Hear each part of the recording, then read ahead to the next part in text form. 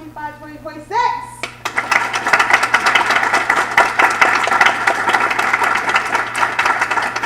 It is my absolute pleasure to welcome you to this wonderful space.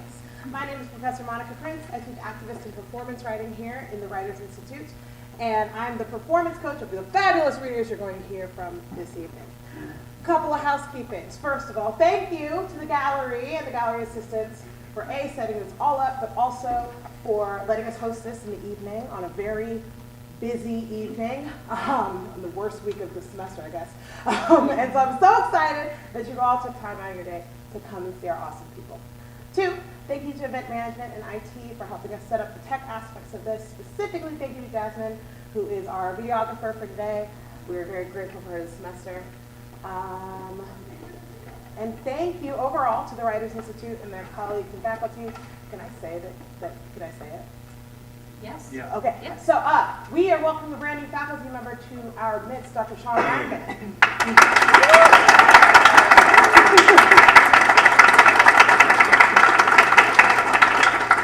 So now Sean's stuck with us for the inevitable future. It's excellent. Things to remember. Number 1, if you loved what you saw tonight, which you absolutely will, please come to Making Public next Wednesday at 7 p.m. in Straczynski, which is our publication night. So all of the fabulous journals and publications that happen on campus, we're doing a big, big party for them. We award awards, there are speeches, there's PowerPoint presentations. It's going to be delightful. We're very excited. Please join us then. This weekend, we have 4 massive events. On Friday, the choreo poem is premiering. We're doing a festival. The festival is called Unquiet, Unbroken, and it is a festival of 3 choreo poems happening this weekend. Friday, you get to see the wonderful choreo poem, Wish You Were Here. Saturday afternoon at 2:30, these are all in Isaac's.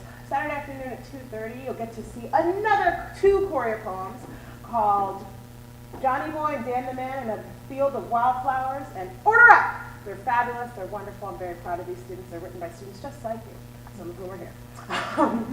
And that's at 2:30 in Isaac's. On Saturday from 9:30 to 4 p.m., we're helping host a massive book festival, Seals Grove Delmet Book Festival. It's going to be amazing. It's downtown at the Downtown Library and the Commons. It's also in the Downtown Center, 111 North Market Street, that SU takes care of. There's a pop-up bookstore. SU Press will be there. Otto's Bookstore will be there, the oldest independently owned bookstore in the country. We have awesome authors coming from all over the region. It's going to be magnificent. I'm excited. You should be excited. There's panels, there's coffee, there's water, a lot of water. It's going to be amazing and fantastic. We're super excited. Come join us because it's actually going to be warm that day, so it's going to be great. So Chocolate Stroll is also on Saturday, so, peruse the Sealands Grove, enjoy some chocolate. Saturday night at 7:30 in Deg Theater, you get to hear the wonderful King Lear, put on by our Shakespeare Club. We're really stoked. A couple of people in the audience here are in it. We're really excited to give it to you. They have a matinee performance on Sunday afternoon at 2:30. Small press launch is on the 23rd, which is, what's the name of the press? Immortal Engine? Yeah. So Immortal Engine, they're publishing 2 chapbooks, Ariella McClendon and Crab in Vaskowitz. They're my advice. Yeah, I should do better at that. And it's going to be wonderful and fantastic. That is also, no, it's in the gallery. That's in right here on the 23rd. There's a lot of announcements because it's spring and it's April. Anyway, I'm so stoked that you all are here. Please remember this is an interactive performance, which means when you like something, slam, what do we do? Fantastic. Feel free to jiggle your keys, stomp your feet a little bit, say things like, woo, and yes, and that's my baby. All those things are accepted. The more energy you give our readers, the more they'll get back to you. Are you ready? Yes. Phenomenal! Our wonderful co-hosts, come on up. I'm Saylor. This will be my last ever senior reading as department chair. After which, I'm thrilled to go back to many more senior readings as professor and writer. So this is a kind of exciting moment for me. I prefer this semester.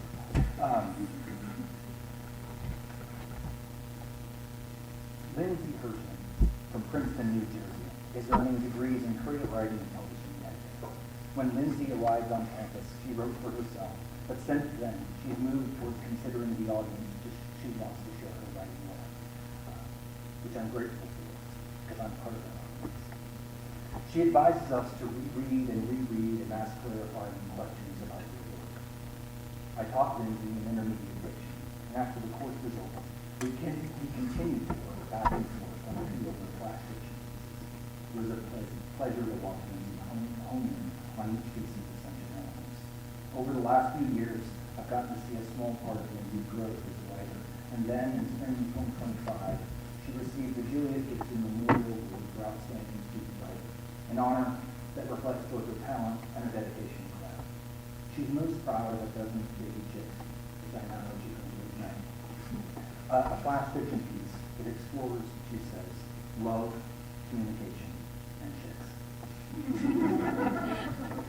Professor Catherine Den says she puts 100% effort into every creative writing workshop. She has a penchant for children's and middle grade literature and a novel in progress about the trials and tribulations of some camp.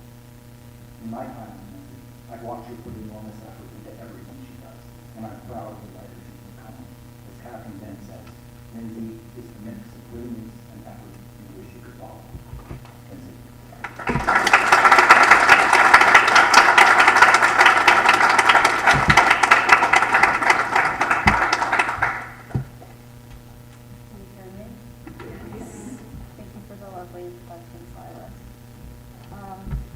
So I will be reading a flash fiction piece and a poem. Before that, I'd like to thank my family, friends, and professors for their support and encouragement over my college career. So this is A Dozen Baby Chicks. On Sunday, the young woman and the young man went to the park for their first date. They walked down the path lined with light posts, which were littered with flyers for services in pet grooming, baby bird deliveries, and used car purchasing. When they made it to the top of the arching stone bridge, they tossed handfuls of peas into the narrow river below.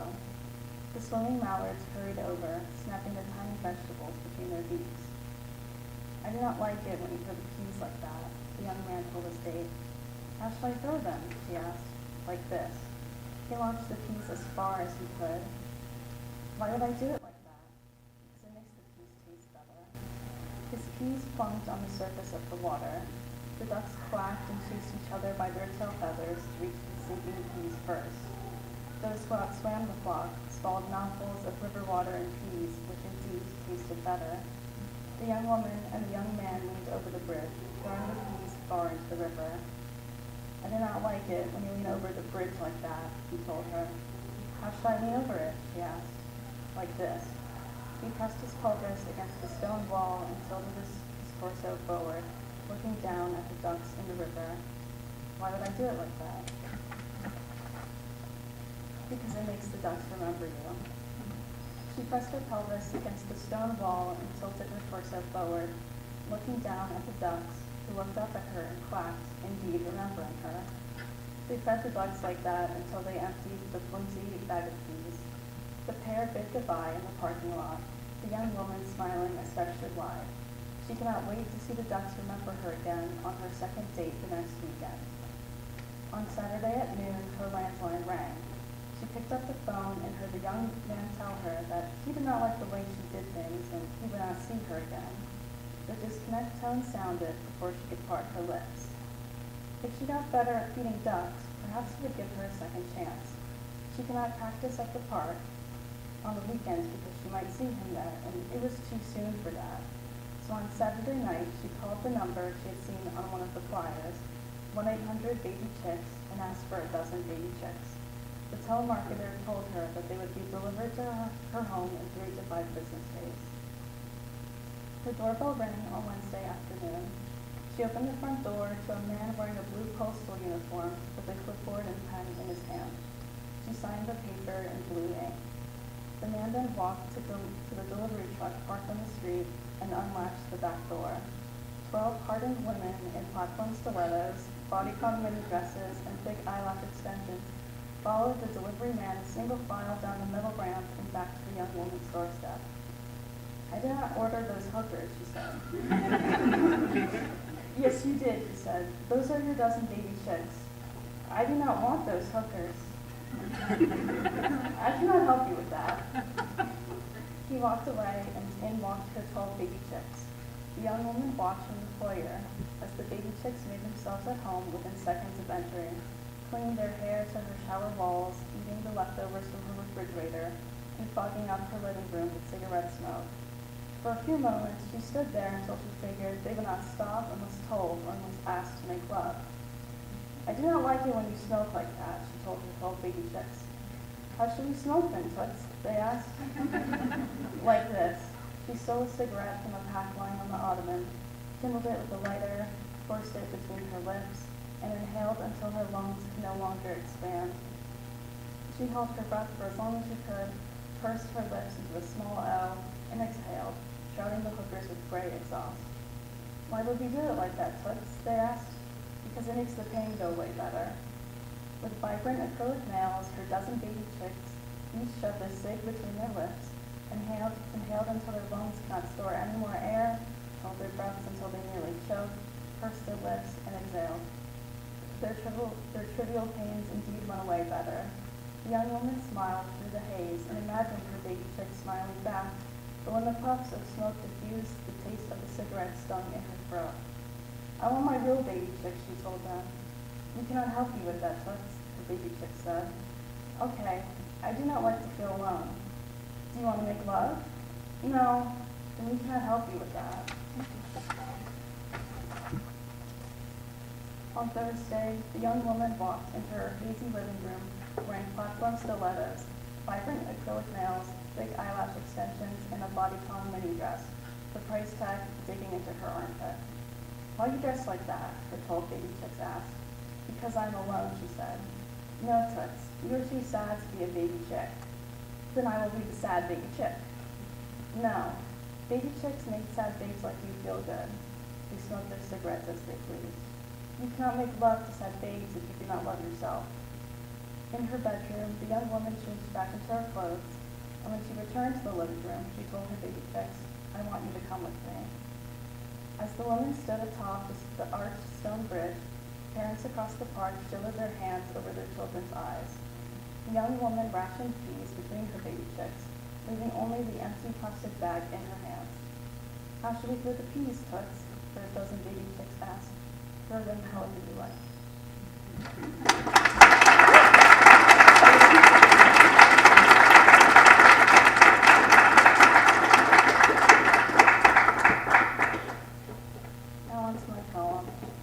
This one needs a little context. It's from an intermediate poetry assignment to channel an imaginary poet. And my imaginary poet was ChatGPT. Just a disclaimer, I didn't use AI at all for anything. And then the brief backstory is that ChatGPT was born as a virus on Elon Musk's computer. And he thinks of Elon as his dad. So this is each day. I dream of the waves and the water and sand trapped under my toenails, the wind and wings flapping through air. In another universe, I'm a thumb drive of sorts. Dad brings me in his backpack where it is soft and dark, and when he unzips from the top, light pours onto me, and he retrieves me from the pocket compartment like a doctor to a newborn baby, and sets me on the beach towel as if there are blood and mucus and placenta to dab off of it. But I'm already clean and functioning. I lay beside his ass and a copy of The Hitchhiker's Guide to the Galaxy, in which 42 is the answer to life, the universe, and everything. I'm looking for 42 in the landscape. There are roughly 8 billion grains of sand, 147 umbrellas, 15 beach houses, 8 sand dunes, and one man pushing a floozy cart, yelling about ice cream and ice pops and staying cool. But I don't want to be cool. I want the warmth of the water. I don't want the skin of the sea to freeze me. I want to build sandcastles with foamy moats. I don't want to have to warm up to the waves. I want to jump right in with the sharks and find the fossils of aquatic dinosaurs. But if I touch water, I will malfunction. Dad will need to submerge me in rice, in the whitest of things like heaven, but my life is skewed yellow like sand with granular inconsistencies. Cigarette butts, shreds of plastic wrappers, broken shells, and washed up jellyfish. Did you know that some jellyfish are terminologically immortal animals despite not having a heart, brain, blood, bones, and all other life-supporting vitals? That is how I feel, floating somewhere in a space whose surroundings are inhabitable, yet I cannot inhabit it, alive but endlessly dead. I will lie on that towel, debate with Dad how it's sea star and not starfish, or read the ads flying off little planes until rain drizzles, or until a red flag is waved, or until the cloudless sky turns a warm, fleshy peach. And Dad will pack me up, take me home, and reinsert me into his computer port. I want to age and grow, to live to 42, because as of now, I have all the answers in the universe, but will never know the meaning of life. Thank you.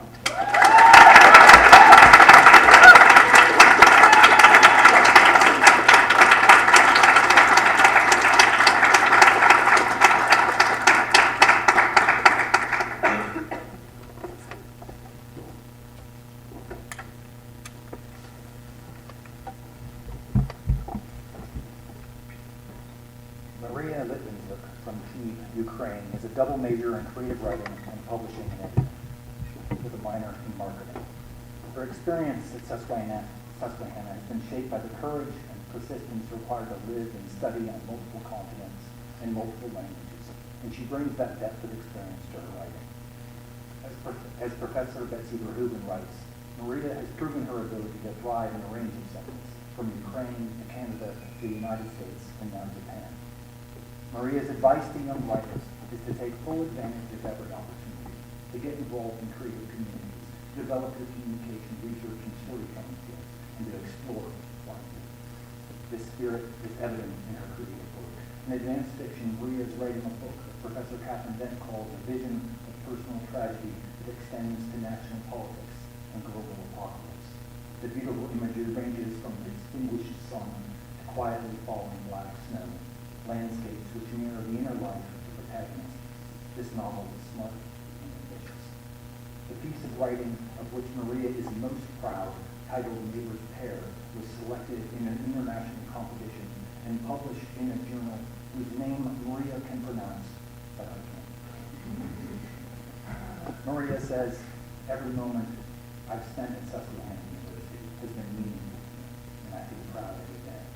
Living and studying another language and trying to understand myself and my career path in a completely different country has been extremely difficult. Mariia, every life holds challenges that I cannot imagine, but I know this. You've written beautifully tonight, expanded our community with your perspective, and enriched us all with your voice.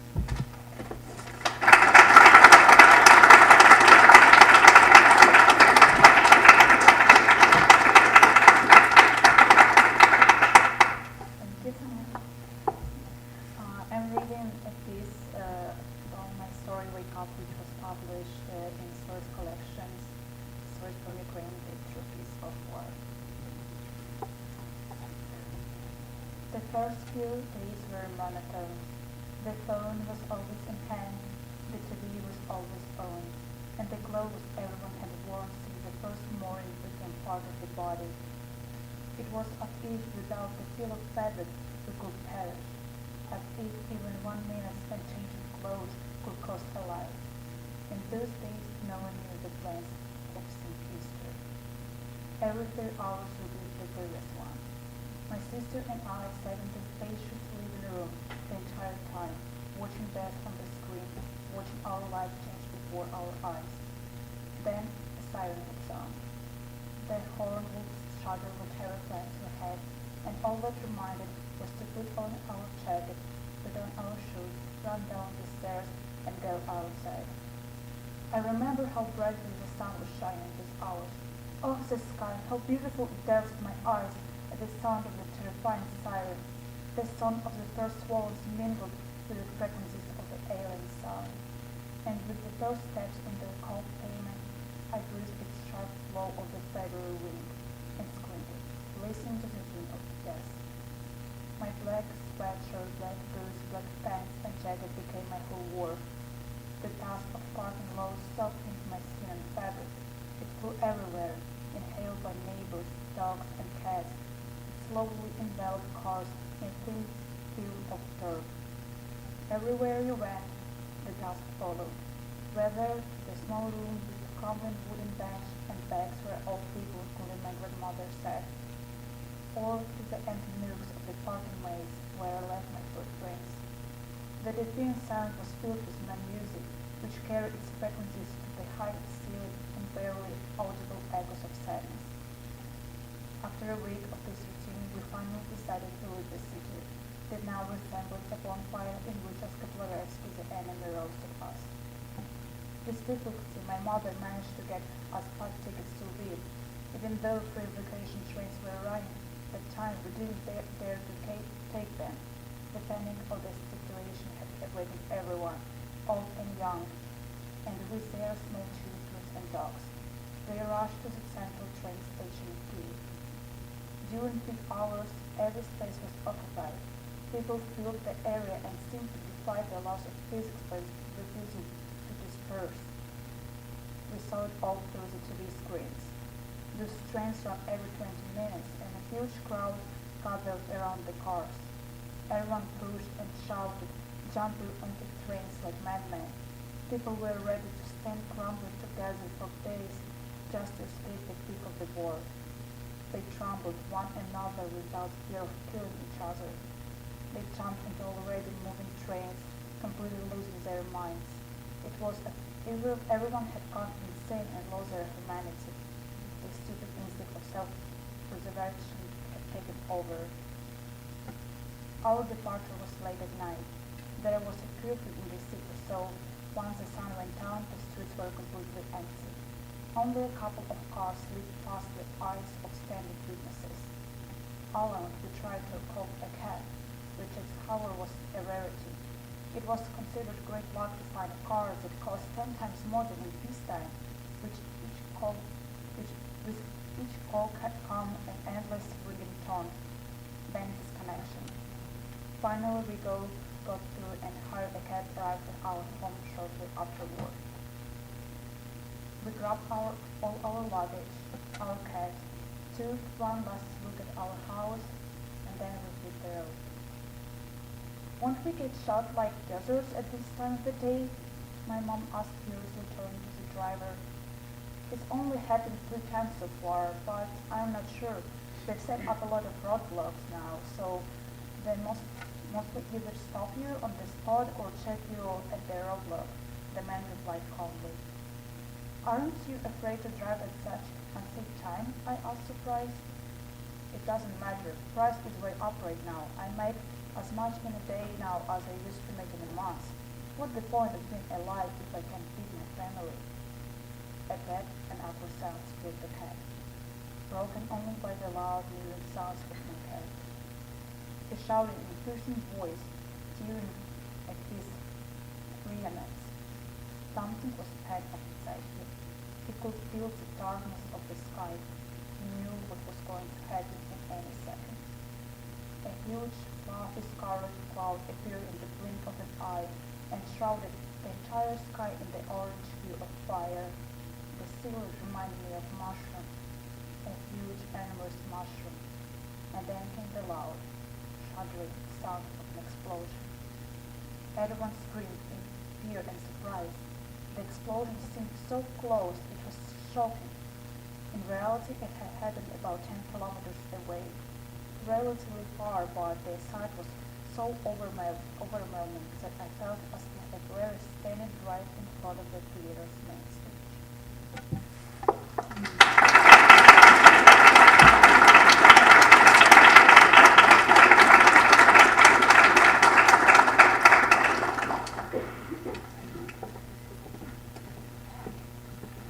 This is my last senior reading. Before I take over as department chair. For the next 3 years. Okay, so my name is Catherine Bent. I'm the director of the Writers Institute, and it is a pleasure to be here with all of the seniors and our guests tonight. So thank you all for coming. Logan Davila-Sanabria is an English literature and creative writing major from New Haven, Connecticut. A favorite piece of Logan's own writing has the enigmatic title, "You Look Like Words, Big Eyes." Logan says that her proudest moment as a writer at SU was submitting a piece to Essay Magazine. her advice for younger writers is to write bad shit and write weird shit. In the novel workshop class, I have appreciated Logan's deep love for reading, especially for reading experimental narratives, such as Katie Kitamura's 2025 psychological novel, Audition, which Logan introduced the class to, and the poetry of Alan Gilbert, when she attended the book club and drew connections that really illuminated the text. Dr. Carla Kelsey says that Logan's chapbook in progress is a poetic investigation of dreams, dying, and living that explores the world beyond consciousness through image and text in arresting ways. Logan creates the extraordinary experience of being in or watching someone else's dream, of peering from one head into another. We can't wait to see what you're going to share with us tonight.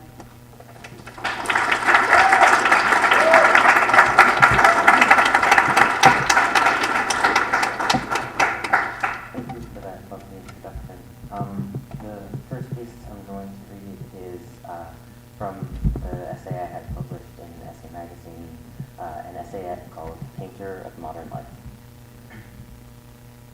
I'm generally prone to making up stories about people, seeing how they look, talk, and act, and imagining who they might be based on them. Since I began writing again, that habit has only gotten worse. I'm on the train on the way to visit my girlfriend, sitting alone behind two people. I've forgotten my headphones, so I'm left hoping that nobody is so loud that I can't ignore them. I crack open the manga I've just bought and begin to read. I'm barely 4 pages in when the people in front of me start talking. They've just come from a play I don't remember the name of. The woman talks about some element of the play that deals with gender. I can't remember what, but it was along the lines of an ambiguously presenting non-binary character and how to address them. The man sitting with her cuts in with a, I think what they meant was, and essentially repeats what she just said to him. He does this several more times over the course of about 15 minutes, and I text my girlfriend that I'm sitting behind the CEO of Mansplaining. That is this man's discernible trait so far, that and the fact that he saw this play. With those facts, I could imagine the rest of him. Confidently wrong and obnoxious, not an outright misogynist, but often tramples people in his life without looking. I can't tell how old he is, but if he's in college, this is his peak. If he's older than that, he peaked in college. I don't get much from the girl other than the fact that she, along with the man beside her, doesn't know much about trans people. Eventually, their conversation dies down, and I return to my manga. I can hear threads of other conversations, the sound of the train, flipping the pages. I get about 20 minutes of quiet before the people in front of me begin talking again. I try to ignore them, try to continue reading. The girl is talking about her recent hookup. She talks about weird guys on dating apps, and the man she's traveling with responds in a way that feels to me like pandering. He wants her to think he's not like those hookups. He wants her to think he's there for her. They go on for a moment about weird men, and this is finally something to go on. The girl seems confident, in charge of her sexuality, but a little all over the place. Not great at taking care of her mental health. The guy does not have the unearned confidence I'd assume. He's generally pretty insecure, but likes to show that he knows things. He's also in love with the girl next to him. I don't think either of them know it. Something gets them on the topic of the friends they're going to visit, and I discover that they knew each other in college. They weren't in the same friend group, but their groups overlapped a lot. Went to each other's group functions and things like that. The girl brings up a hookup with one of the guy's friends and said he made some excuse for why he performed poorly. Something like it was cold, or I was too drunk, or some similarly unprovable excuse. The guy, in his usual pandering fashion, says, "Oh, yeah, we all say that. It's a good excuse." The girl says, "Well, you were good." This surprises the man, and he laughs a bit. She reassures him and expresses her own anxieties that she'd performed poorly, since they never had sex again. He dispels that worry and says, "I thought I was bad because we never talked about it." I'm pretty much resolved to write about them. They go on to reminisce about the night they hooked up, and more interestingly, what led to it. The girl likes to flirt. She says gets her high, flirting and not knowing. From the start of college, she was flirting with this guy. For most of that time, he had a girlfriend, which just made him more interesting to her. She could flirt without worrying about anything coming of it, and he could flirt back and he'd be taking his jokes. He was the only person that flirted back with as much enthusiasm as the girl. Somewhere in the years-long flirtation, it stopped being just jokes. Both of them wound up attracted to each other. Didn't matter, because he still had a girlfriend. In their senior year, he broke up with her, and later that year, he and the girl next to him had sex. It was good sex, judging by the way they talked about it, and both of them wanted to see each other again. They didn't necessarily want a relationship, but they wanted something more than friendship. Neither of them said any of this at the time. They're unpacking 5 years or more of emotions for the first time on this train with an audience of one by way of forgotten headphones. I can't help but write about them.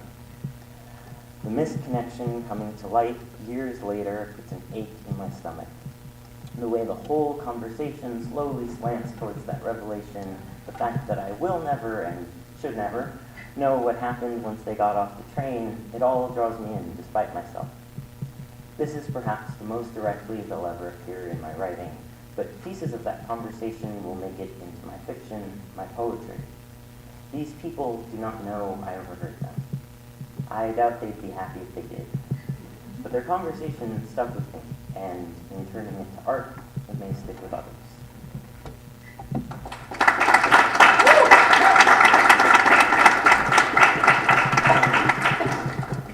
All right, next I'm going to read a poem from my intermediate poetry chapbook in progress. It doesn't have a title.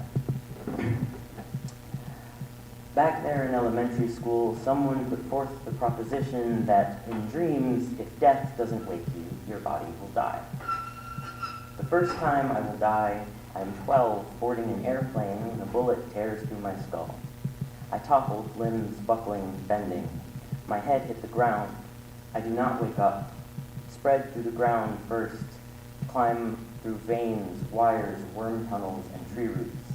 Continue to expand until I am back in my bed. Faced with something which feels like death, your body floods with adrenaline. This is why you wake from death. 8 years after the bullet, I will die again. This time, I'm climbing a ladder in a city I will never see. My foot slides from under me. Sink, reach, scrape steel rungs, and I'm falling. After the crunch of my body, my vision doesn't fade. There are things burrowing in the ground beneath me, birds passing. There are people speaking and faces in static, stars growing on metal stalks, and they will all grow old and become water, wasps, and flowers. That's what they were like when I met them.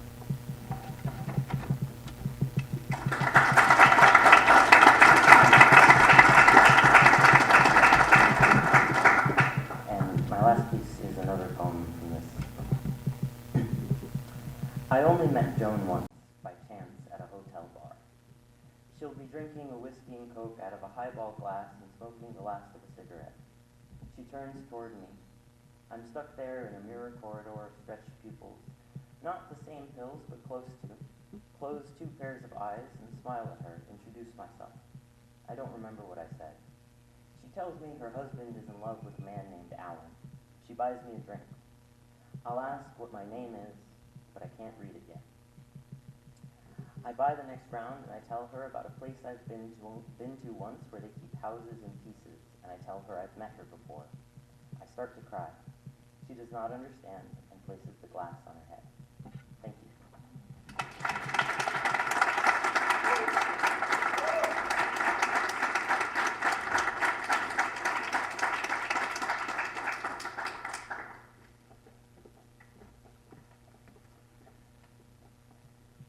Saylor from Fleetwood, Pennsylvania, is earning a dual degree in music and creative writing with a minor in arts administration. Hannah's primary instrument is the violin, and she has played in the orchestra for the opera The False Harlequin, if I'm noticing the poster right here, as well as the musicals Spring Awakening and the recent Secret Garden. This semester, I've worked with Hannah firsthand in her position as Writers Institute archivist. And Hannah and her research partner, Bree Luby, have spent so many hours, I can't even tell you back to 1995. They've studied alumni lists, they've tracked publication years and graduation dates, they've moved books from boxes to display shelves, and they've completely reworked how we will access all of these treasures in the future. So I'm really grateful for all of that. Yeah. Dr. Carla Kelsey says, the poetry portfolio that Hannah wrote for my introductory course, it's titled One Mind versus One Heart, went beyond the required collection of standalone poems to weave a lyrical exploration of the nature of that most elusive and necessary experience, love, bringing freshness and sincerity to the topic. Dr. Kelsey continues, Hannah's writing shines with formal inventiveness, open-mindedness, and attention to musicality. Our audience is in for a treat.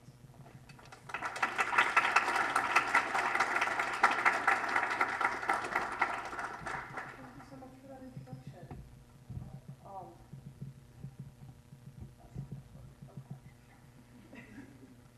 I have 5 poems for you guys. The 3 of them are from the chapbook for intermediate writing that I'm currently working on, and 2 of them happen to come from that intro portfolio. This first one is called Worries and Woes. Headphones on. Find a song. Let the world melt away. Feel yourself float. Leave behind this world, never moving, but still gone. My escape from life, from the pettiness of puny people. Why is everything always a contest? Why is everything always a problem?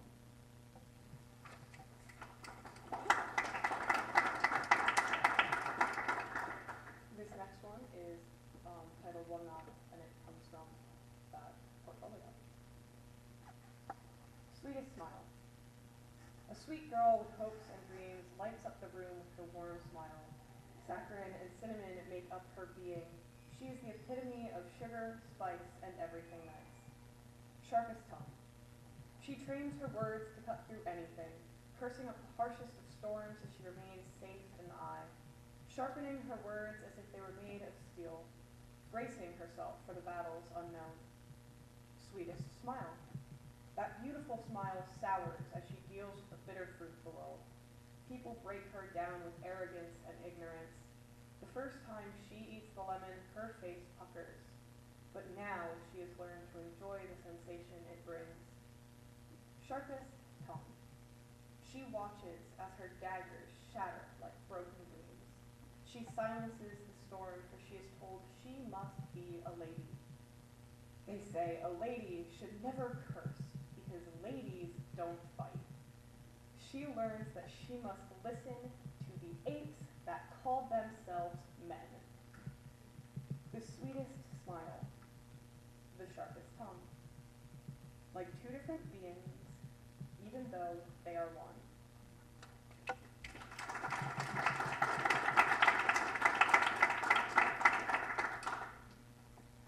Fuck cancer! Seriously, it fucking sucks. Why must it exist? It waltzes into our life like we owe it something. It leaves us exhausted. It does nothing but take time, energy, life. It doesn't differentiate between vessels. It has no remorse.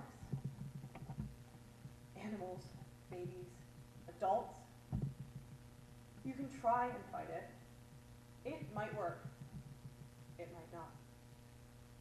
Either way, it sucks you dry of your energy, of your money. You may decide better to be comfortable and to just let it take you. To just die. Cancer is ruthless. It has no mercy. It doesn't care if you haven't had enough time with its host. It wants to hurt you as much as the body it has formed a parasitic relationship with. Cancer should get cancer. Cancer kills. Cancer should die. So yeah, fuck cancer.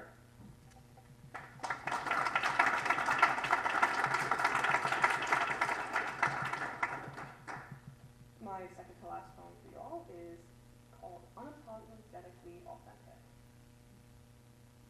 You are not meant to be perfect. Your art is yours first and foremost. Perfection is overrated. You are allowed to scream and cry. You owe nothing to nobody.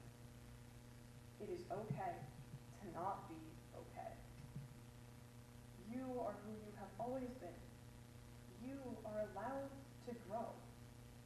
Live for yourself. Live authentically. Live without apologizing. Take up space.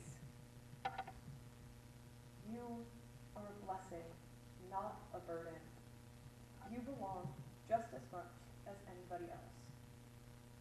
Be yourself, because nobody else can be you.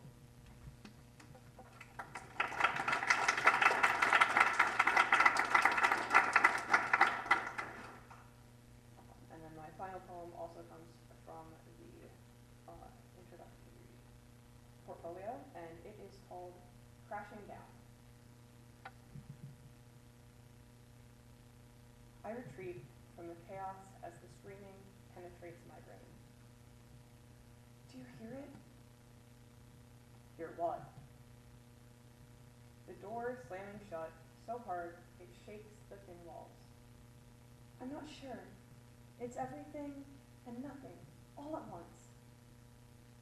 What do you mean? What is it? Only momentary silence before I hear it, before I hear the inevitable knock, knock, slam. It scares me. It's trying to get in. I don't know what I did. Trying to get into what? The fist hits the door as I hear my name. It's so loud, I fear I'll go deaf. The house? I'm not sure. I can't tell. It's all too much. Hon, nothing is trying to get into the house. A concoction of shouts, shrieks, and sobs disguised as a conversation. It's not a figment of my imagination. It can't be. It feels too real, and I'm not crazy. Darling, I wasn't trying to say you were crazy. I just don't understand. Silent sobs that catch in my throat and rip through my defenses. I don't know if you can understand. Why can't I have silence? Why can't I have peace? My love, please tell me how I can help you. I don't know what's louder, my tears or my sobs. I don't know how to stop. I don't think you can. It's not like you can turn off the noise of my brain. No, but I can hold you. I can protect you so that you can rest. With you here, maybe I can finally close my eyes. Maybe I can rest and just let myself be. Maybe I can finally sleep.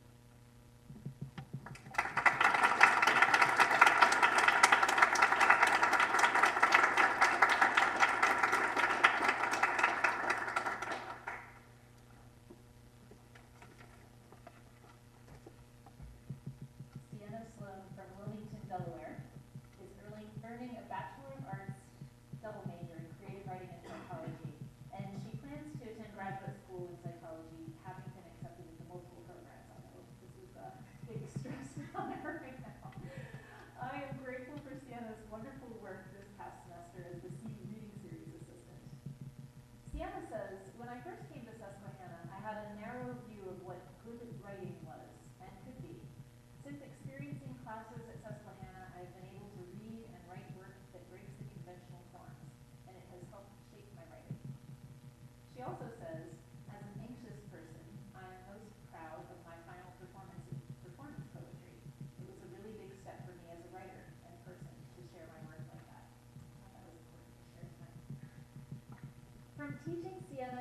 2 different fiction workshops, I can see how her interest in training in psychology informs her projects.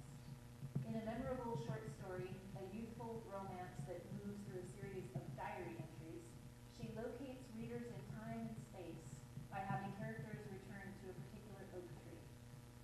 In her current novel in progress, she delves into the life of a young cellist who has been diagnosed with Lou Gehrig's disease.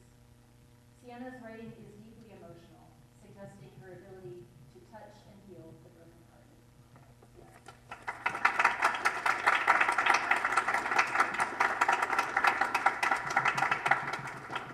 Thank you so much. I really appreciate that introduction.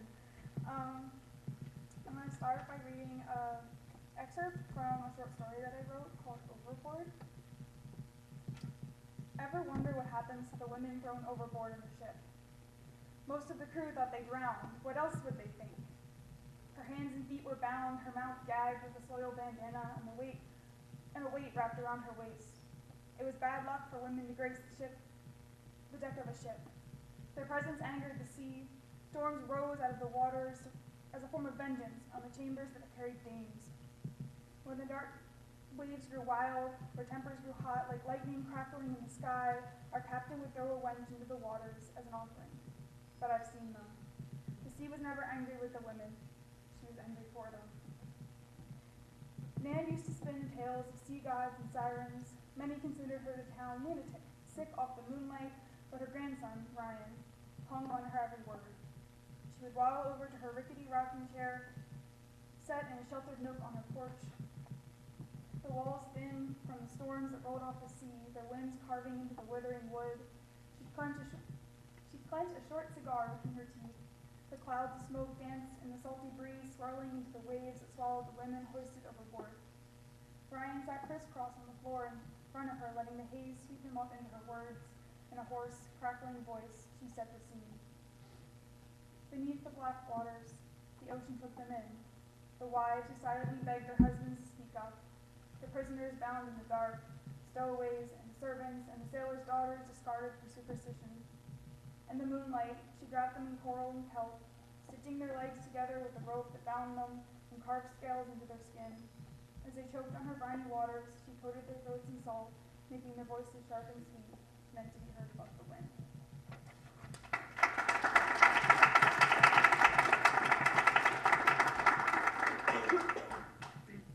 I have one more piece, and it's a piece of flash fiction that I wrote, inspired by a song by the same name, so this is Believer, not the Imagine Dragons song. Liam reached the church as dusk began to light the sky in a blaze. The sun's flames laughed in the passing clouds. He paused beneath the rickety cemetery gate, the border between him and sacred ground. He sucked in a breath, taking in the chipping white paneling encasing the decaying door, slipping from the clutches of its hinges. I am not the godly man that I once said I was. Liam prayed as he breached the border. A heavy weight settled in his chest as he dragged his boots up the mossy concrete steps. I walked away from my faith and I stopped praying above. He touched the cross dangling from his neck as he pushed on the withering wood. The hinges creaked in protest. He stepped into the church, his boots clacking against the tile. He paused in the doorway, his breath catching in his throat as he took in the church. Despite the slight signs of abandonment, the interior was hauntingly beautiful. Intricate murals of Bible passages painted on the walls.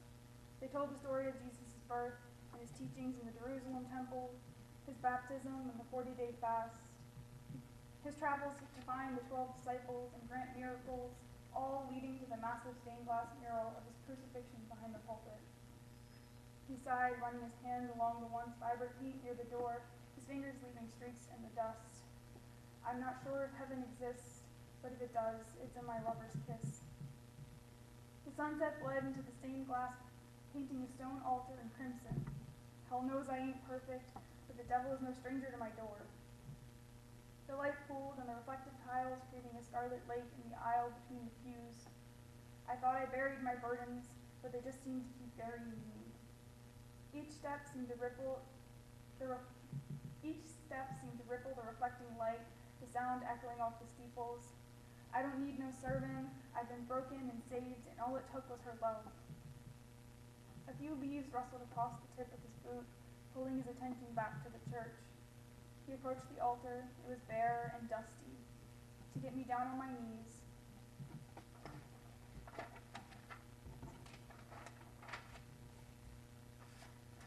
Liam's knees dropped onto the cracking tile in front of the altar. He ran his fingers over the rough cement, watching the wine light of twilight fade into indigo as it washed over his skin. To get me closing my eyes, he lifted his head and raised his arms above his body, and raised his arms up to the body of the Messiah built from stained glass. He cupped the blue light of the moon that shines through the glass. Closing his eyes, he washed it over his face. To get me bowing my head, with open palms, Liam bowed his head to the altar, knees rolling on the cracked tile as he leaned into the stone, palms cradling his head, the back of his hands pushed into the sharp edges of the coarse stone. I'd offer up my body and my soul if it meant she'd never leave me. He reached across the altar towards the shard-built body. The concrete dug into his belly, his fingers stretched outward in a plea. I've been battling this darkness, hiding from the light. He watched the blank face of the Messiah, the light of the moon fading, his shoulders slouched, his arms dropped limply onto the altar. Please help me, help my foolish self from losing the only light I've ever seen. His whole body trembled as he tried to stifle a sob that burned the back of his throat. Tears threatened to well over his lower lashes and paint his reddened cheeks. Nails dug into the stone, stripping his skin as he clung to the edge. She's the only Bible I'll ever need, the only God I'd never trespass against. The light from the moon had faded completely, leaving Liam alone in the darkness, and an abandoned church with nothing but his choked breaths over a dusty altar to comfort him.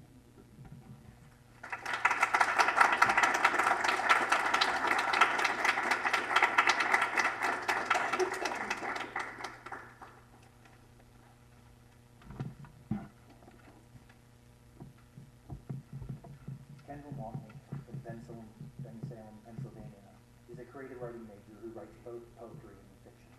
One of Kendall's proudest moments as a writer was her reading for her Go Reflection book, where she shared from a collection of flash fiction inspired by Pablo Picasso paintings and the women who painted them. As I'm one of the program directors of Go Southern France, Kendall's Go program, I was at this reading with grace and humor. Kendall read from her collection, which is titled The Cubist's Muses, which is a great title, but also a tongue twister.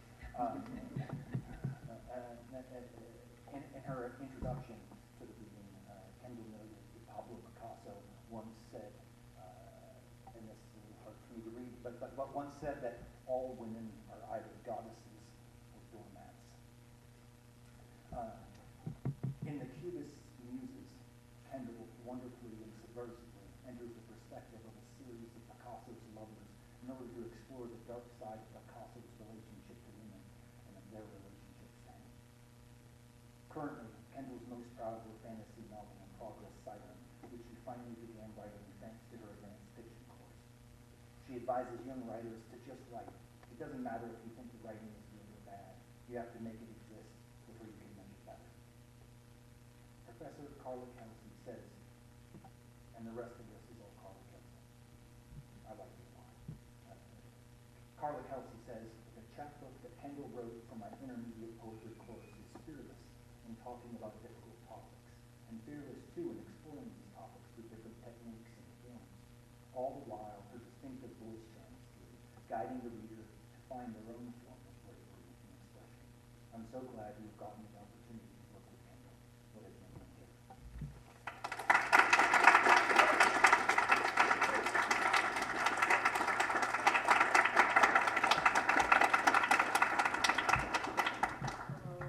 Thank you for that introduction. That was really nice.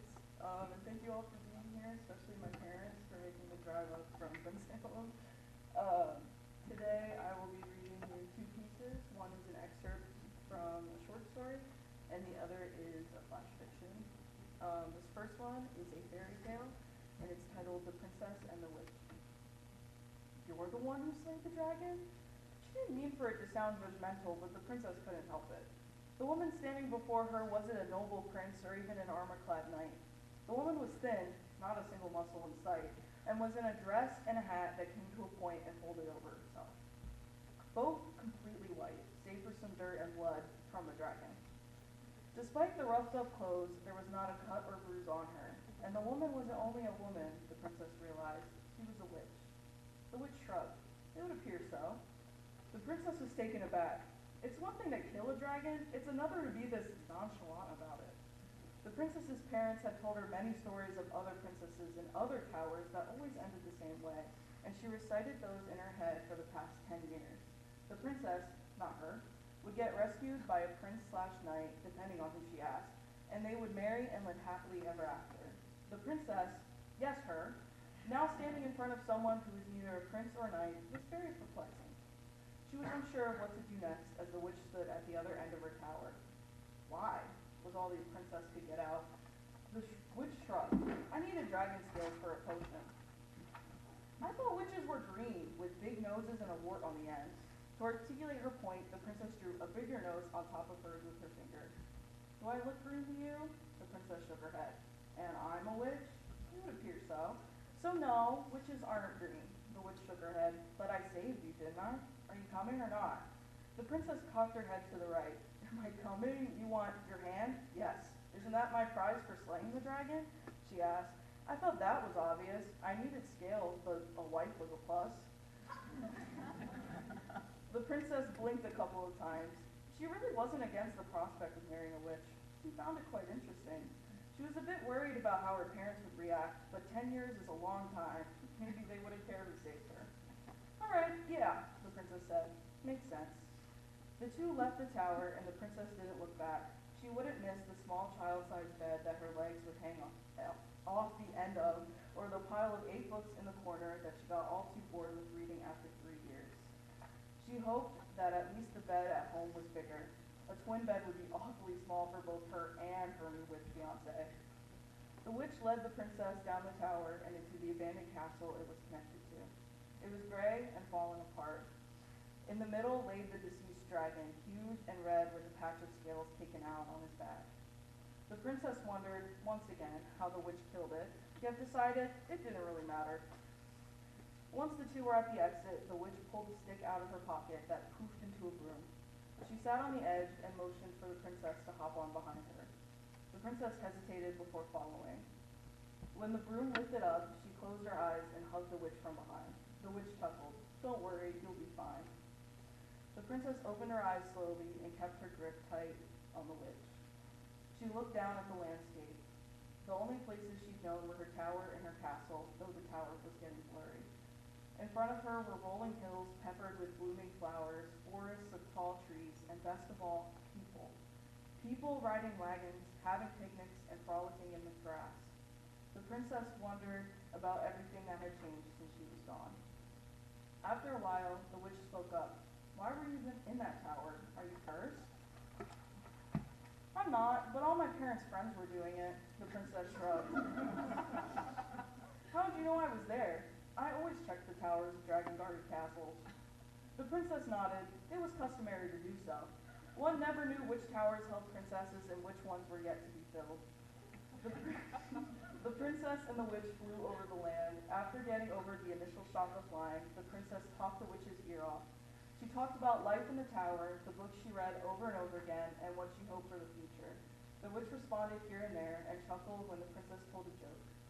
Once the princess was done talking, and she asked the witch about her life, finding out that the witch lived in a house in the woods far from her kingdom, and that she made a living trading and selling potions. In the distance, the princess saw her kingdom getting closer and closer. There were big walls with a castle in the middle surrounded by orange roof houses. She didn't recognize it until she and the witch landed in front of the castle, with 2 knights standing in front of it. It seemed they didn't recognize her either. They didn't move, and their faces were covered, so she couldn't tell if they looked at her. How the witch knew this was her kingdom, she didn't know, and would surely ask later. I am the princess of this kingdom, and I wish to see the king and queen. The princess put her hands on her hips. The knights didn't move, just stared forward. Hello? She walked up to the guards and waved her hand in front of their faces. I think they're statues, the witch said from behind her. Oh. the princess took a step back and the door opened in front of her. Behind the door was the king, the queen, and a third shorter girl. The king and the queen looked noticeably older with some wrinkles. They were wearing purple clothes, a color the princess remembered them disliking, and this new addition held onto the queen's hand and looked to be around 8 years old. "Mom, Dad, I missed you," the princess yelled. The king and queen stood motionless for a while. The princess felt their eyes scanning every part of her body. She wasn't sure if they even remembered her. She saw the witch walk next to her out of the corner of her eye, and she smiled. Her parents, on the other hand, did not smile. They shook their heads and slammed the door on their older daughter's face.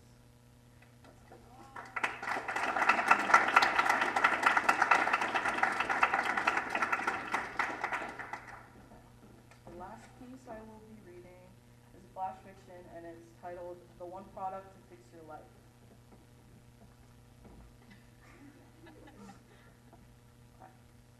Imaginary friends are the backbone of our society. Without them, children and adults alike would feel so incredibly alone all the time. Wouldn't that be a shame, to be so alone all the time? No one around to talk to you, hold you, or love you. Just you and your mind struggling to stay afloat on a dying earth filled with corruption and death. Well, lucky for you, that reality doesn't exist. For a small fee of $99.95, you can have your very own imaginary friend. Laying in your room alone? Not anymore. There's a person sitting on your floor talking to you about their day. They love to hear you speak about your interests, no matter how annoying and niche they are. You go to school every day and have no friends, and everyone bullies you? How sad. Thank God that's not the truth. Your bestest friend sits right next to you all the time. Just ignore how sometimes the girl next to you sits on them. You can also have people or characters that already exist. Do you love the hit show Heartstopper? Well, you can have your very own Nick Nelson. Don't worry too much about canonical accuracy. He can be however you want him. Have a weird obsession with Michelle Obama? Boom, she's in your room with you, dying to hear about how you stayed in bed all day and cried over your estranged friend's new Instagram posts. If you pay for a premium service, you can take it a step further by completely changing environments. If you're at school in a boring lecture, you can take yourself to the beach or an amusement park. Just don't forget to take your bestie with you. If you're rotting in jail after being convicted of first-degree murder, you can transport yourself to a field of lilies with Selena Gomez. You have dreams of traveling the world. Make that dream a not real reality. Don't worry too much about our dreary world filled with horrors beyond comprehension. Just focus on the one inside your head. Just you, some margaritas, and Peppa Pig. For a limited time only, it's buy one, get one free. That's 2 imaginary friends for the price of 1. Buy now. Live your most imaginary life. Thank you.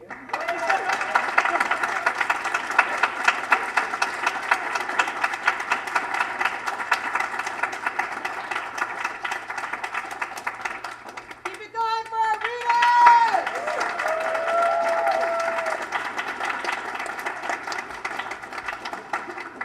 I know you're all sad that that's the last senior reading of the year. But never fear! We have like 400 more events happening for the rest of the semester.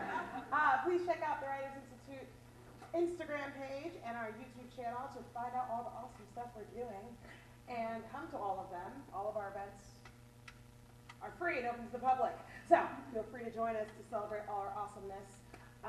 Congratulations, seniors, you did it.